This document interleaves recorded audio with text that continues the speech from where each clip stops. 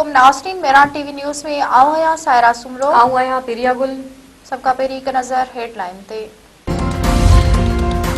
वफ़ाक़ पारां पेट्रोलियम शयुनि जी क़ीमतूं न वधाइण जो फ़ैसिलो। वज़ीर आज़म शहबाज़ शरीफ़ चयो आहे त सूरत-हाल खे अहसन तरीक़े सां मुंहुं ॾियण जी कोशिश कई पई वञे। खणियल क़दमनि ते अमल दरामद लाइ सूबाई हुकूमतूं बि वफ़ाक़ जो साथ ॾेई रहियूं आहिनि।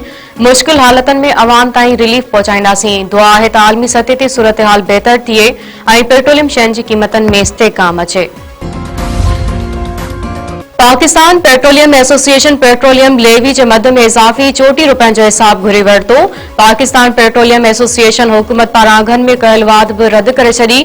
अॻवाननि चयो आहे त मुतालबा तस्लीम न कया विया त 26 मार्च बाद पेट्रोल पंप बंदि रखी एहतजाज कयो वेंदो। पेट्रोल जा अघ राति जे पेट में वधाया विया, जंहिं करे पेट्रोल डीलर ऐं अवाम परेशान आहे। अवाम सां धोखो कयो वियो। ₹21 लेवी वधाया विया। असां पुछूं था त बाक़ी ₹40 केॾांहुं विया। Pakistan petroleum association chairman Abdul समी कराची में प्रेस कॉन्फ्रेंस कंदे चयो त पेट्रोल जो अघु वधण सां असांजो फ़ाइदो घटायो पियो वञे। असां वज़ीर आज़म ऐं आर्मी चीफ खे ख़त लिखिया त ₹55 फ़ी लीटर ते वधाए अवाम सां गबन कयो वियो आहे। सिंध जे नए गवर्नर निहाल हाशमी उहिदे जो हलफ़ खणी वरितो। सिंध हाई कोर्ट जे चीफ जस्टिस ज़फ़र अहमद राजपूत निहाल हाशमी खां सिंध जे 35हें गवर्नर जे उहिदे जो हलफ़ वरितो। गवर्नर सिंध जे हलफ़ बरदारी तक़रीब में वज़ीर आला सिंध सैयद बरात अली शाह, काबीना मेंबरनि ऐं ॿियनि अहम शख़्सियतुनि जी बि शिरकत।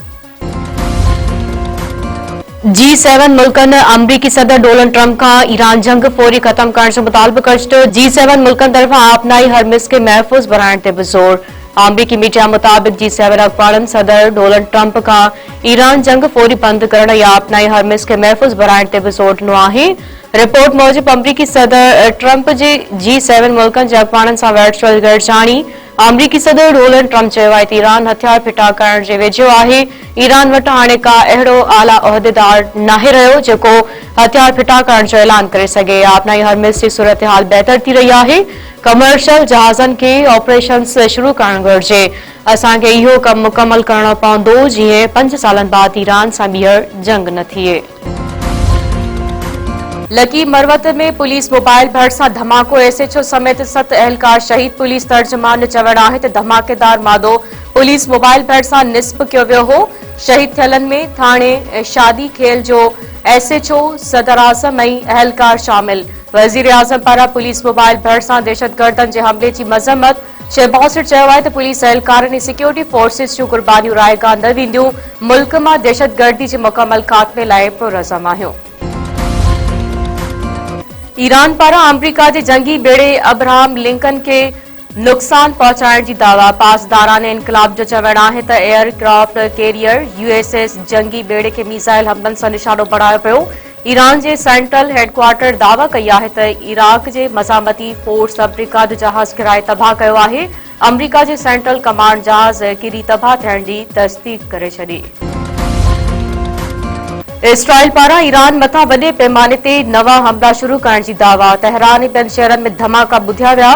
इसराइली फ़ौज जो चवणु आहे त ईरान जे इंफ्रास्ट्रक्चर खे निशानो बणायो पियो वञे। ईरान जे एटमी प्रोग्राम जे अहम हदनि खे बि निशानो बणायो पियो आहे।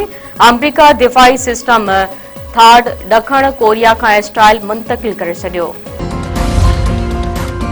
अमरीकी सदर डोनाल्ड ट्रंप चयो आहे त ईरानी हुकूमत जे अहम शख़्सियतनि खे मारणु अमरीका लाइ एज़ाज़ आहे। फ़ौजी, मुआशी ऐं ॿियनि तरीक़नि सां ईरान जी दहशतगर्द हुकूमत खे तबाह कयूं पिया।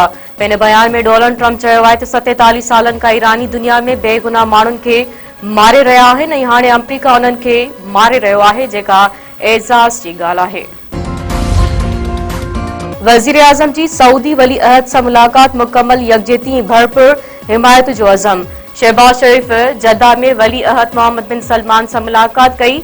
नायब वज़ीर आज़म इसाक डार, फील्ड मार्शल सैयद आसिम मुनीर पिणु मौजूद हुआ। किते जी ताज़ी सूरत हाल ते ॻाल्हि ॿोल, किते में अमन ऐं इस्तेहकाम लाइ गॾियल कोशिशनि ते इत्तफ़ाक़। ऑपरेशन गज़बुल हक़ तहत पाकिस्तान जा अफगानिस्तान में कामयाब फिज़ाई हमला। अफगान तालिबान रजीम ऐं फितनाए खारिज जे 4 ठिकाणनि खे निशानो बणायो वियो।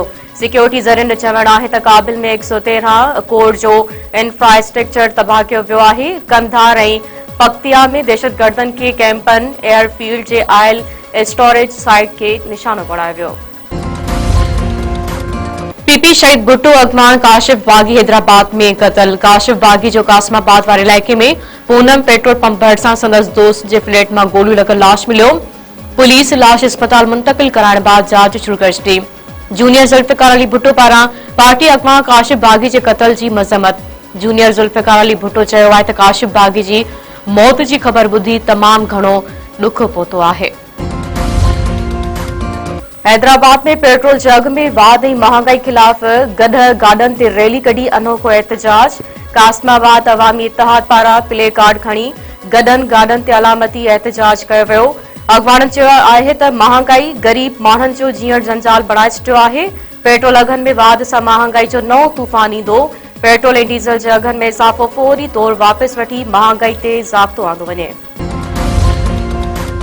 सिंध जे मुख़्तलिफ़ इलाइक़नि में योम क़ुदूस जे हवाले सां रैलियूं ऐं एहतजाजी मुज़ाहिरा। जैकाबाद, कंबर, दादू, टंडवातम, झोल, कुंडरी ऐं नसीराबाद में रैलियूं। सकरण, नवाबाद, नवकोट, डड़ो, नसीराबाद, गढ़ीखेरो, डिगरी, ठरी, मीरवा ऐं मिप माथिलो में रैलियूं कढी मुज़ाहिरा कया विया। रैलियुनि में औरतुनि ॿारनि समेत वॾे अंग में माण्हू शरीक। ईरान मथां हमलनि जी मज़म्मत। अमरीका ऐं इसराइल ख़िलाफ़ नारेबाज़ी। नंग पाकर वेझो बदी निवासी नौजवान मुबैना तौर फाओ खाई आपघात करे छॾियो। चइनि ॿारनि जे पीउ इकरामुद्दीन गुरगेज जो वण में फाओ खाधल लाश मिलियो। नौजवान नंग पाकर वेझो घर भातियुनि समेत मज़दूरी कंदो हो। वाक़े जो कारण मालूम न थियो।